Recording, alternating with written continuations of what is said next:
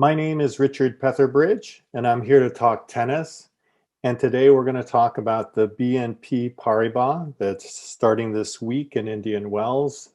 And of course, normally Indian Wells is a March event, but because of COVID-19, this will be the only time that there's going to be an Indian Wells event in October. And today we're going to focus on the men's draw. So let's start off. My first category of players I'm gonna call favorites. These are the people that I think are the only ones that have, or clear favorite status in terms of the tournament. And I'm gonna have three favorites, and I'm gonna start off with Medvedev. Medvedev is gonna be my #1 favorite.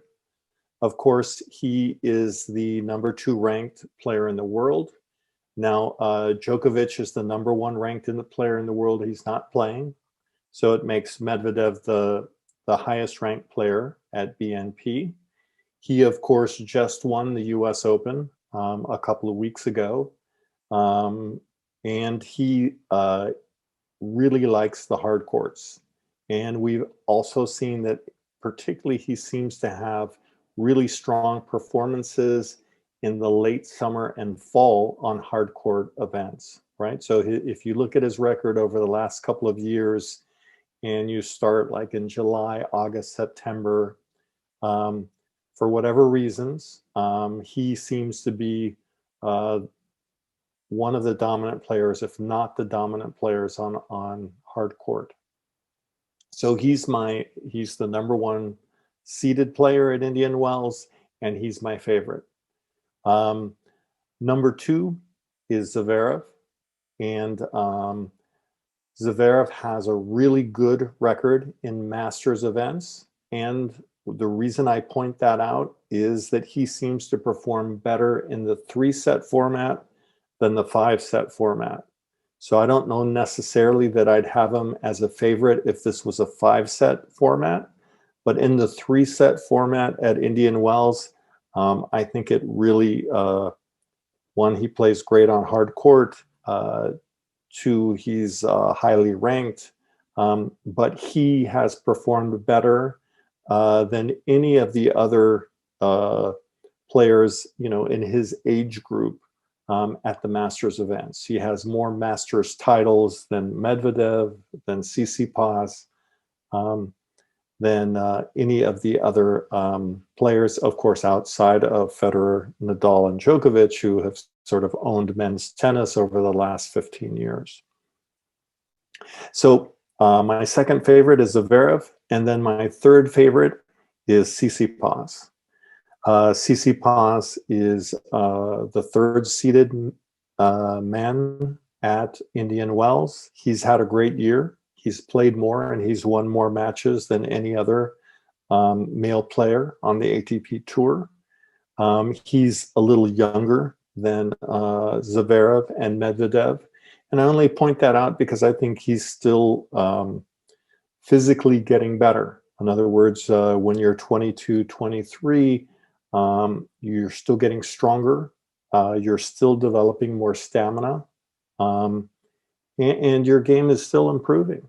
And so all of those things are in Tsitsipas's favorite, but he hasn't shown that he can beat Medvedev or Zverev in a big event, right? In a big event, I mean in a Grand Slam event or a Masters event. So those 3 players, I think, are the clear favorites at the BNP Paribas event. However, as we've seen recently at the US Open, surprising upsets seem to be happening a lot, more often on the women's tour, but even on the men's tour, we've had a couple of really surprising upsets. And so that means that there is a second tier of players, I'm going to call them contenders, that still have, I think, a pretty good chance of winning at the BNP Paribas. And so I'm going to give you 3 contenders as well. For those of you who are trying to pick winners or bet, or just like to sort of challenge yourself to see if you can see who's going to come out on top. So my first contender is going to be Rublev. He has continued to improve. He's not quite, I don't put him in the same group as Medvedev, Zverev, or Tsitsipas. And the reason for that is that he hasn't had the results in the big events like Grand Slam events or Masters events, or had as many big wins against like top 5 players as those players. So I think he's on what I call a second tier, but he's improving. And he's not as athletic. This is the one thing that's holding Rublev back, right? He doesn't run the way Medvedev runs or the way Tsitsipas runs. And because he doesn't have that athleticism, that mobility on court, it means that he really has to sort of control the point, right? And it means that with his serve and his forehand, he wants to dictate from the start of the point to the end of the point, because the minute his opponent gets him running left and right in the court, he's at a disadvantage against the upper tier or the better players.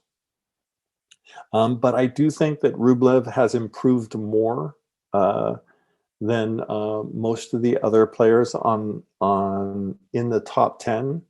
And so in my mind, he's gaining, right? He's getting closer to this next group of players, the Medvedevs, the Zverevs, the Tsitsipas. And it'll be interesting to see, right, if he's able to raise the level of his play enough to get on sort of equal footing with that group. Another player that has improved tremendously, and I used to think of him primarily as a clay court player. That's Casper Ruud. But he has now sort of established himself. He's in the top 10. He wins on hard court, even though he's a better clay court player. He still is someone who has, I think, is a contender at the BNP Paribas. And like I said, he's moved up. He is now, 10 in the world, but because Djokovic and Nadal and Thiem and Federer are not playing, he'll be ranked or seeded 6 at the BNP Paribas, right? And it's a testament to how hard he's worked and how much he's improved over the last year and 2 years that he's now in the top 10 on the ATP tour, which is very impressive. The next contender that I have is Berrettini. I saw him play 3 matches at the US Open, and he's a really entertaining player to watch. He's got a huge serve. At the US Open, he was routinely serving in the 130s on a regular basis. He has a huge forehand to back that up. But there's sort of 2 things that are preventing him from getting into the top 5 in terms of the ATP. And one is just his mobility. He is not as athletic. He's not a mover on the level of, say, a Medvedev or a Tsitsipas or a Zverev. So that's going to hold him back. And he has a weakness that these other players don't have, and that is that he's going to slice his backhand a lot. And against the good players, when he slices that backhand, they're going to attack, right? And a player like Tsitsipas is going to come to the net on the slice backhand and put away a volley. So he has the ability. When you watch him play and you see how big he hits, right? How big his serve is, how big his forehand, he could literally serve his way through a match, right? And he's the kind of player that if he is hot. By that, I mean if he's hitting a high percentage of his first serves, 60% or better, 65, 66%, he can serve his way through a match, right? And basically all that you're left as an opponent is, can you beat him in a tiebreak? Because when he's hitting the lines and he's averaging 134, 135 miles an hour on that serve, you're not going to be able to break him. Now he is a little streaky, and he will occasionally have a bad service game, which allows the better players to sort of take advantage of that. But again, he's a really entertaining player to watch. And if you're going to Indian Wells this weekend, you definitely want to take the opportunity, if you can, to see him play.